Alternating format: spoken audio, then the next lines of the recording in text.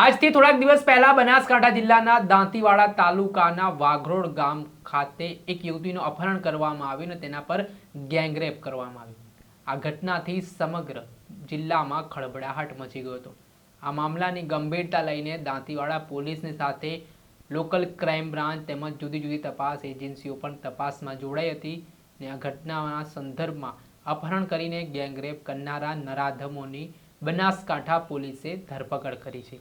ત્યારે 500થી વધુ CCTV footage અલગ અલગ ટીમો બનાવીને આકાશ પાતાળ એક કરીને બનાસકાંઠા પોલીસે આ કામગીરી કરી છે અને આ મામલાને લઈને શું કહી રહ્યા છે બનાસકાંઠાના એસપી અક્ષયરાજસિંહ મકવાણા તે વિશે વાત કરીશું આ વિડીયોમાં। વૈષ્ણવજન તો તેને કહીએ જે પીડ પરાઈ જાનાને રે। નમસ્કાર દર્શક મિત્રો, નવજીવન ન્યૂઝમાં આપનું સ્વાગત છે। હું છું ફૈઝાન। છેલ્લા થોડાક સમયથી ગુજરાતમાં બાળકીઓ અને યુવતીઓ પર દુષ્કૃત્યની ઘટનામાં ચિંતાજનક રીતે વધારો થઈ રહ્યો છે। ત્યારે બનાસકાંઠા જિલ્લાના દાંતીવાડા તાલુકાના વાઘરોડ ગામ નજીક થોડાક દિવસ પહેલા એક યુવતી પોતાના ઘરે જવા માટે નીકળી રહ્યા હતા। આ દરમિયાન એક સફેદ કલરની 4 વ્હીલ ગાડી આવે છે અને યુવતીનું અપહરણ કરીને તેને કારમાં બેસાડીને આ નરાધમો છે તે અવાવરૂ જગ્યા ઉપર લઈ જઈને ગેંગરેપની ઘટનાને અંજામ આપે છે। આ ઘટના બન્યા બાદ સમગ્ર જિલ્લામાં ખળભળાટ મચી ગયો હતો। યુવતીનું અપહરણ થયા બાદ જે ગેંગરેપનો મામલો સામે આવ્યો તે મામલાને લઈને દાંતીવાડા પોલીસની સાથે બનાસકાંઠાની લોકલ ક્રાઇમ બ્રાન્ચ તેમજ જુદી જુદી તપાસ એજન્સીઓ છે તે પણ સક્રિય હતી અને આરોપીઓને પકડવા માટે અલગ અલગ ટીમો બનાવીને કામગીરી હાથ ધરવામાં આવી હતી, જેમાં અંદાજિત 500થી વધુ સીસીટીવી કેમેરા તેમજ જે અપહરણમાં વપરાયેલી સફેદ કલરની 4 વ્હીલ કાર છે તેને પકડવા માટે પોલીસે રાત દિવસ મહેનત કરી આકાશ પાતાળ એક કરીને આ સમગ્ર ઘટનાનો ભેદ ઉકેલ્યો છે અને આ નરાધમો છે જે લોકોએ આ પ્રકારની ઘટનાને અંજામ આપ્યો છે તેમની ધરપકડ કરવામાં આવી છે। સામઢી મોટાવાસના વિનુસિંહ ઉર્ફે કનુસિંહ સોલંકી અને વાલસિંહ ઉદયસિંહ સોલંકીને દબોચી લેવામાં આવ્યા છે।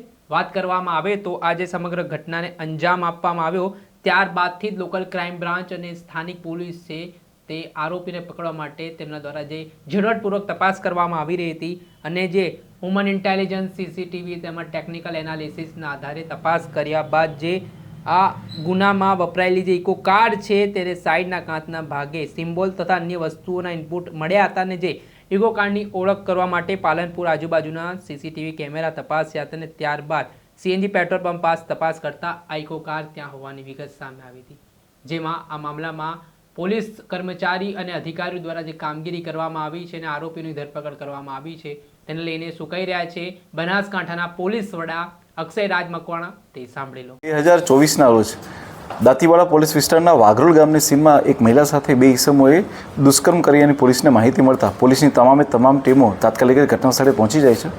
આ વસ્તુની જાણ થતાં જ અમારી એલસીબી એસઓજી અને સાયબરની ટીમ અને પેરોલ ફોર્સની ટીમને બી અમે ઘટનાસ્થળે મોકલી આપીએ છીએ।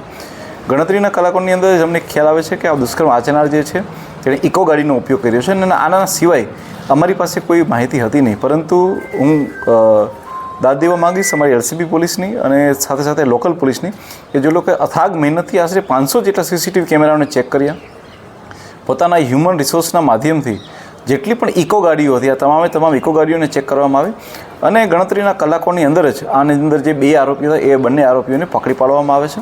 જે બંને આરોપીઓ છે તેનું નામ છે અનુક્રમે વિનસિંહ ઉર્ફે વિનુસિંહ કનુસિંહ સોલંકી રહે સખરાણી મોટાવાસ પાલનપુર।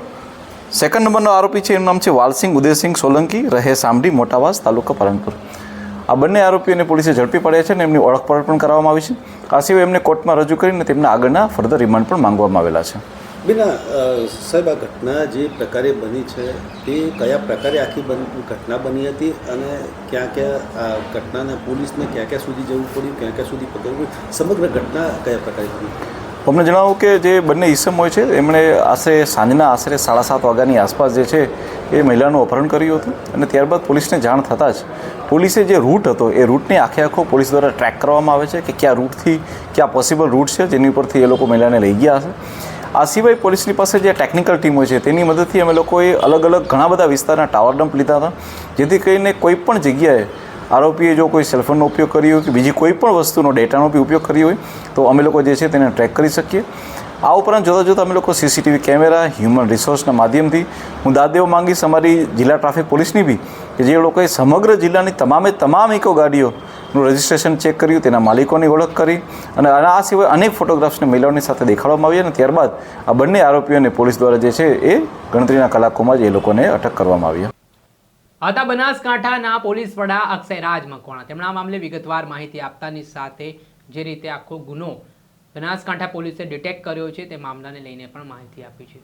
સાથે જ આ ઘટનામાં કામગીરી કરનાર જે અધિકારીની વાત કરીએ તો લોકલ ક્રાઇમ બ્રાન્ચના પીઆઈ એવી દેસાઈ, જિલ્લા ટ્રાફિક પોલીસ સ્ટેશનના પીઆઈ એવી જાડેજા, દાંતીવાડા પોલીસ સ્ટેશનના પીઆઈ કેડી બારોટ સહિત પોલીસ સબ ઇન્સ્પેક્ટર, એએસઆઈ તેમજ તમામ કર્મચારીઓએ આ પ્રકારે આરોપીઓને પકડવા માટે દિવસ રાત મહેનત કરીને આખા ઓપરેશનને પાર પાડ્યું હતું.